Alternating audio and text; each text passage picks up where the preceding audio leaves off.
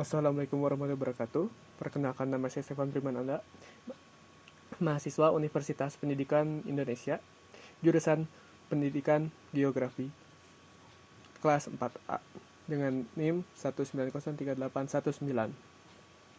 Di video ini, saya akan mengajarkan tutorial cara menghitung uji kesukaran, daya pembeda, dan presentasi butir-butir soal. Yang pertama adalah kita akan menghitung nilai uji kesukaran. Pertama kita siapkan data dari seluruh responden yang sudah kita dapatkan. Kemudian kita hitung jumlah jawaban benarnya. Di sini jawabannya benar ditulis dengan tanda 1 dan 0 untuk jawaban yang salah. Untuk responden yang menjawab dengan jawaban yang salah. Pertama adalah kita menghitung jumlah jawaban yang benar. Caranya adalah menggunakan rumus sama dengan count if. Count if adalah rumus untuk menghitung jumlah value, kriteria yang berada di range. Kita sama dengan count if dalam kurung, range-nya adalah seluruh responden yang menjawab soal dari nomor 1 sampai dengan yang menjawab nomor 1. Terdapat 43 responden. Jadi kita gunakan adalah C3 sampai dengan titik 2, C45. Koma, kriteria yang akan kita hitung. Kriteria yang akan kita hitung adalah 1. Ya, seperti yang saya sebutkan sebelumnya, angka 1 itu melambangkan responden yang menjawab soal dengan benar. Kita pencet enter, dapatkan nilai angka 31. Artinya ada 30 responden yang menjawab soal nomor 1 dengan benar. Kita tarik untuk mendapatkan jumlah soal responden yang menjawab benar untuk setiap nomornya. Kemudian kita akan menghitung tingkat kesukaran. Untuk menghitung tingkat kesukaran cukup mudah. Kita gunakan rumus. Jika jumlah jawaban benar dibagi jumlah responden. Di sini C46 adalah jumlah jawaban benar nomor 1 dibagi 43, yaitu jumlah respondennya. Kita pencet enter, maka didapatkan nilai 0,729. Kemudian sama di sebelahnya juga kita gunakan rumus yang sama. Kita pilih jumlah jawaban yang benar per 43 dibagi 43, tapi kita dapatkan nilai sebagai berikut. Untuk mempermudah, seperti biasa kita tarik ke samping untuk mendapatkan nilai kesukaran seluruh nomor yang sudah diisi oleh responden. Kemudian kita akan menghitung kesimpulan. Untuk menghitung kesimpulan, kita gunakan rumus if. Yang pertama adalah sama dengan if apabila range yang kita gunakan adalah hasil tingkat kesukaran yang sudah kita hitung lebih besar daripada 0. Berarti untuk mencapai kriteria berikutnya kita harus menggunakan nilai tingkat kesukaran harus di atas 0. Kemudian apabila if tingkat kesukaran nomor 1 C47 lebih kecil daripada 0,29, berarti 0 sampai 0,29 adalah soal yang sukar. Kemudian koma, if C47 lebih kecil dari 0,69 adalah soal yang sedang. Artinya dari nilai tingkat kesukaran 0,29 sampai dengan 0,69 adalah soal sedang. Kemudian if C47 lebih kecil daripada 1, dengan value-nya adalah soal yang mudah. Artinya soal yang memiliki tingkat kesukaran 0,69 sampai dengan 1 adalah soal yang mudah. Kita pencet enter untuk mendapatkan hasil penghitungan. Kita dapatkan 0,7209 adalah soal yang mudah. Kita tarik untuk mengetesnya. Seperti yang sudah dirumuskan, soal 0,41 termasuk dengan soal yang sedang. Untuk mempermudah, kembali kita tarik ke samping untuk mendapatkan kesimpulan setiap nomornya. Kemudian kita akan menghitung jumlah soal yang sudah kita kriteria di kesimpulan. Yang pertama adalah jumlah soal sukar. Caranya adalah menggunakan rumus count if. Range-nya adalah tingkat kesimpulan yang sudah kita hitung barusan sebagai berikut. Kriteria yang kita akan hitung adalah soal sukar. Jadi adalah count if. Range-nya yang sudah kita range-nya adalah jumlah kesimpulan. Kriterianya adalah soal sukar. Kita pencet enter. Didapatkan ada 9 soal sukar. Kemudian kita gunakan rumus yang sama untuk soal sedang. Perbedaannya adalah kita menggunakan kriteria soal sedang. Kita akan menghitung soal sedang yang sudah kita tandai dengan warna kuning ini. Didapatkan angka sebagai 37. Jadi ada 37 soal sedang. Untuk soal mudah juga sama, kita gunakan rumus yang sama. Perbedaannya adalah di kriteria kita menghitung soal yang mudah. Kita dapatkan angka sebagai berikut. Kemudian untuk berjaga-jaga kita akan menghitung jumlah soal. Jumlah soal yang sudah kami berikan kepada responden berjumlah 50 butir soal. Jadi jumlah seluruh soal yang dihitung haruslah 50 soal.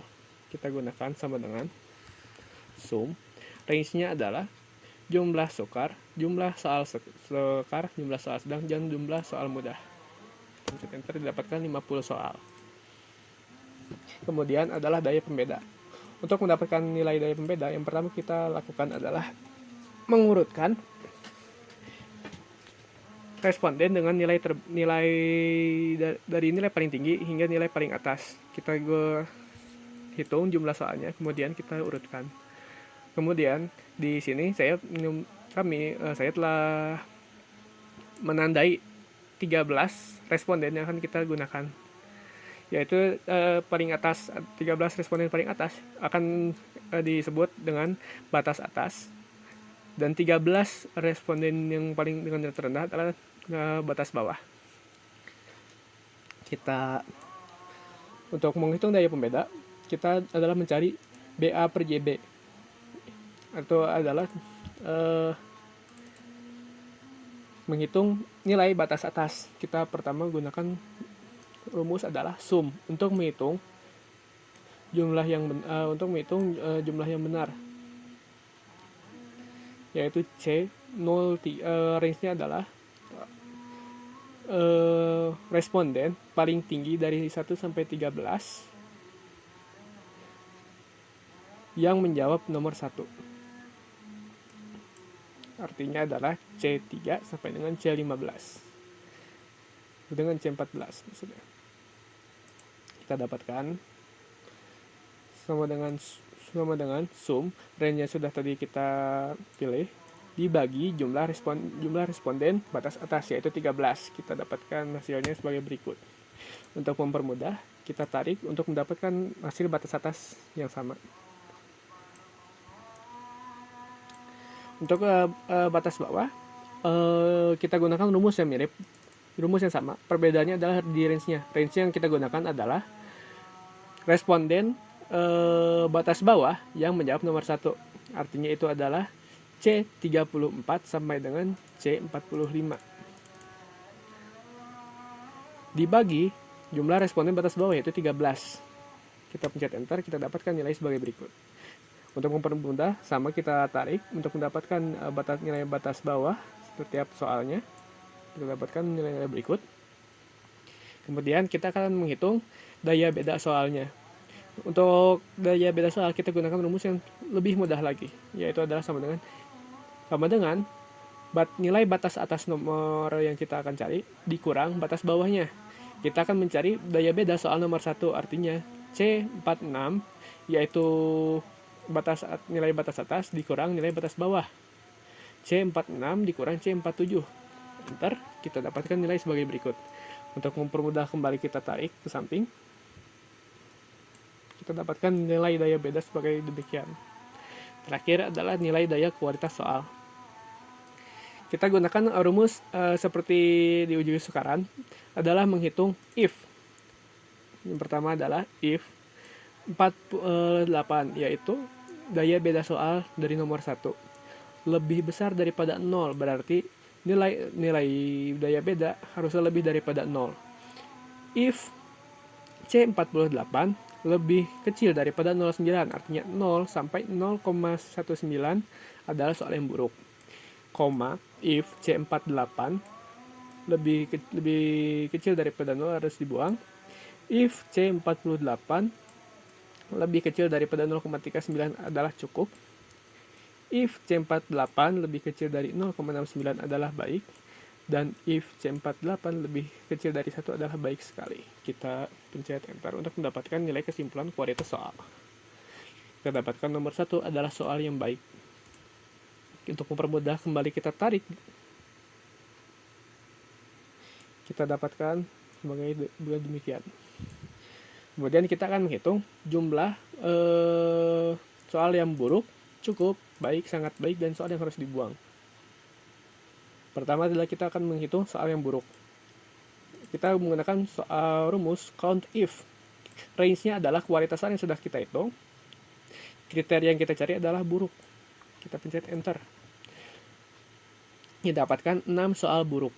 Kemudian kita gunakan untuk menghitung soal yang cukup, kita gunakan rumus yang sama, yaitu sama dengan count if, range yang sama, kriterianya adalah cukup.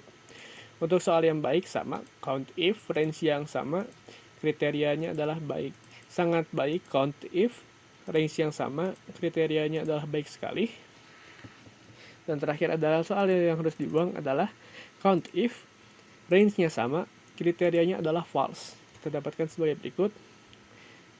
Berikut adalah nilai-nilai soal yang sudah kita hitung. Kemudian untuk berjaga-jaga kita hitung kembali jumlah soal yang sudah kita hitung. Jumlah soalnya adalah jumlah 50, berarti kita gunakan sum nilai soal yang sudah kita hitung ini.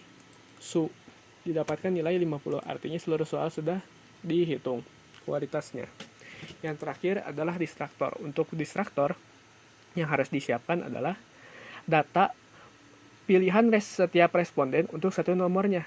Dalam video ini saya akan menggunakan soal nomor 46 yang sudah saya berikan kepada responden. Dari hasil yang sudah saya dapatkan, untuk soal nomor 46, kelompok atas yang memilih jawaban A ada 2 orang, kelompok bawah ada 1 orang. Untuk jawaban B, ada kelompok atas memilih ada 0 orang, kelompok bawah 0 orang. Jawaban yang benar adalah C. Kelompok atas ada 5 orang dan kelompok bawah ada 4 orang.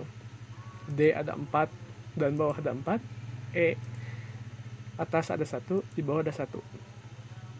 Untuk kali ini saya akan menggunakan jumlah kelompok atas dan bawah saya gunakan adalah 12.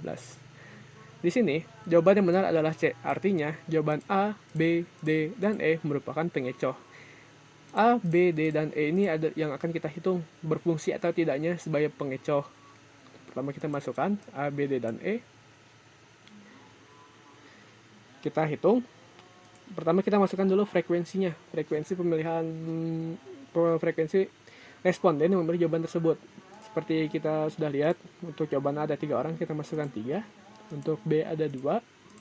Untuk D ada 8. Dan E ada 2 orang.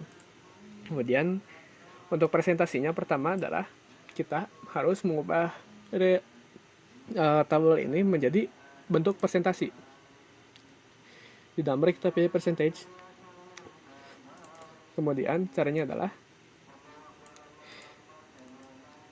cara menghitungnya adalah sama dengan D59, yaitu frekuensi yang sudah kita input baru tadi, dibagi tanda dolar untuk mengunci kolom A dan tanda dolar untuk mengunci kolom baris ke-56. Artinya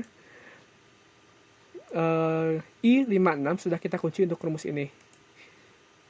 Ini untuk mempermudah penarikan ke bawahnya. Kita pencet enter. Kita dapatkan hasil presentasinya adalah 3 dibagi 24. Dalam bentuk persentase adalah 12,50. Kita tarik ke bawah. Kita dapatkan hasil berikut. Apabila kita tidak menggunakan tanda dolar ini, rumus tidak akan berfungsi karena rumusnya akan mengikut ke bawah seperti ini. Jadi untuk mempermudah, kita gunakan tanda dolar ini untuk mengunci I56. Setelah itu, sesuai ketentuan, pengecoh yang nilainya di bawah 0,5 tidak berfungsi sebagai pengecoh. Artinya yang di atas 0,5 berfungsi. Berhubung seluruh pengecoh yang sudah saya hitung memiliki nilai di atas 5, maka seluruh pengecoh berfungsi dengan baik. Kita tulis di keterangan berfungsi. Sekian dari saya untuk cara menguji kesukaran butir soal, daya pembeda, dan distraktor soal. Sekian, terima kasih. Wassalamualaikum warahmatullahi wabarakatuh.